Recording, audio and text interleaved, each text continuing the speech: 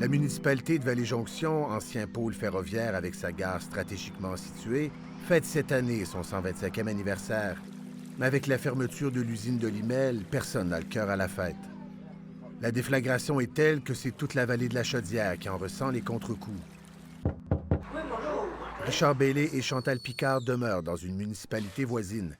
Ils travaillent depuis 7 ans à l'usine de Limel. On se sent frustré pas mal. On n'a pas eu d'avertissement, rien. On a ça dans les médias. Puis il y en a plusieurs qui sont en couple. On est deux à perdre une job en même temps. Autour d'une tasse à café, le couple est encore terriblement ébranlé. M. Bailey, 64 ans, qui s'était blessé au travail, se demande s'il pourra se trouver un autre emploi. C'est la douleur tout le temps. C'est qui va m'engager? Est-ce que ça vous fait peur? Oui.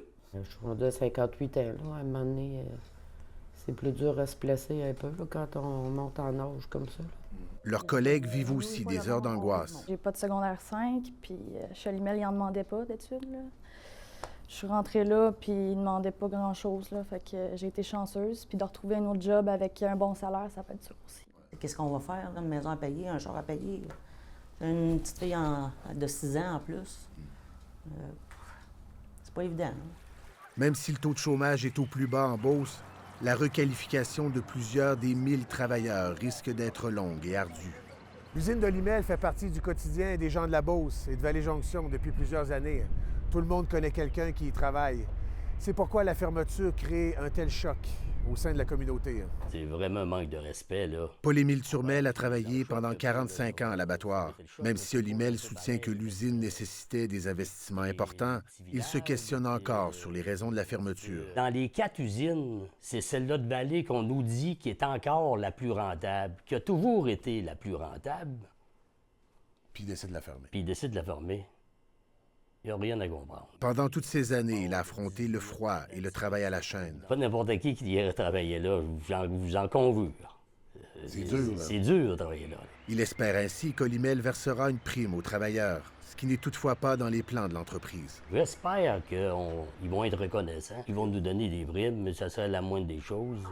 D'autres comme Nick sont venus de Madagascar pour travailler chez Olimel. Je reste chez Olimel parce que ça m'aide beaucoup. C'est à cause de lui que je suis devenue ici. C'est à cause de lui que mes enfants sont canadiens aussi. Elle implore le milieu des affaires d'embaucher des travailleurs étrangers. Je demande l'aimabilité des usines et des employeurs ici en Beauce pour ouvrir leurs portes pour notre ami immigrant et pour donner une offre d'emploi pour eux. Malheureusement, je pense que oui, que le chiffre d'affaires va baisser. Pour les commerçants comme cet épicier, la fermeture fera mal. On ne s'attendait pas à ça. Juste avant que j'achète, il y avait une grève qui s'était réglée. Il y en a eu un autre d'une couple d'années.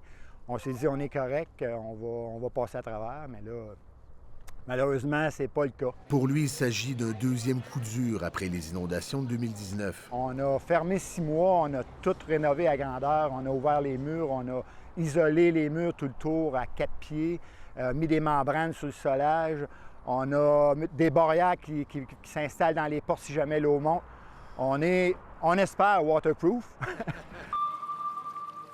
Avant cette fermeture, les Beaucerons étaient déjà fortement ébranlés par les crues historiques d'il y a 4 ans. Le gouvernement a incité les riverains à quitter leurs maisons. Des centaines de bâtiments en zone inondable ont été démolis, de Scott Junction jusqu'à Beauceville. Les résidents ont été dédommagés, mais l'amertume demeure. Là-dedans, il y avait beaucoup de bâtiments patrimoniaux qui faisaient partie de l'histoire de la Beauce, qui sont disparus.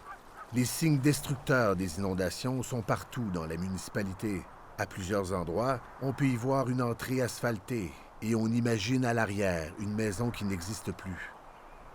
Seulement à Vallée-Jonction, 60 bâtiments ont été rasés. C'est des terrains, souvent, où on ne pourra plus reconstruire. Donc, c'est des terrains vides. À Vallée-Jonction, on ne peut pas faire 60 parcs quand il n'y a même pas 60 rues. Plusieurs résidents ont dû à regret quitter leur demeure. C'est le cas de Kevin Clich. Il ne reste pas grand maison dans le bas de la côte. Hein? Ça a bien changé, ça, c'est sûr que c'est plus le même village que quand on était jeune. Ce dernier a finalement trouvé une maison, mais plusieurs citoyens ont dû quitter la municipalité, faute de pouvoir se loger. Tout le monde s'est retrouvé, pas de maison, pas de place en location, tous les prix ont levé. Les inondations de 2019 là, sont ordinaires un peu. Là. Et comment se relever après autant de difficultés? Certains misent sur le passé ferroviaire de la communauté, mais aussi sur le dynamisme de l'économie beauceronne.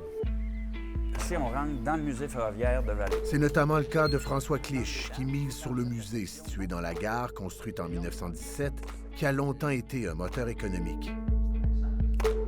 D'illustres personnages l'ont fréquenté, notamment l'ancien premier ministre Wilfrid Laurier lors d'une campagne électorale.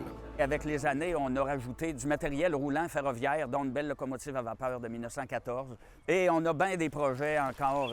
La municipalité mise aussi sur le transport de marchandises. L'ancien pont ferroviaire a été rasé, un nouveau sera construit. On a l'arrivée au ferroviaire, peut-être que ça va apporter des entreprises à vouloir s'installer à proximité de la voie ferrée aussi. La jeune mairesse entend aussi relancer l'usine de Limel. J'ai également des propositions à faire à mon conseil municipal, à mes conseillers. J'ai plein d'idées en tête aussi. Comment se revire de bord? Les Beaucerons, on ne baisse jamais les bras, mais c'est des gros défis qui sont devant les gens de Vallée-Jonction. Et un peu comme la chanson de Richard Anthony, les gens là-bas souhaitent réentendre le train, porteur d'activités économiques. De nouveaux défis pour les Jarrets noirs, jamais à court d'idées pour affronter le pire.